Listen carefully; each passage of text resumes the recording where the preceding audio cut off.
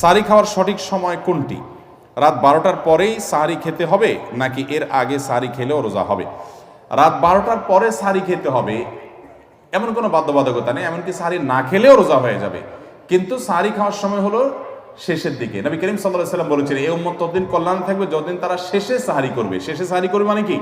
রাতের একেবারে শেষের দিকে সাহরি করবে।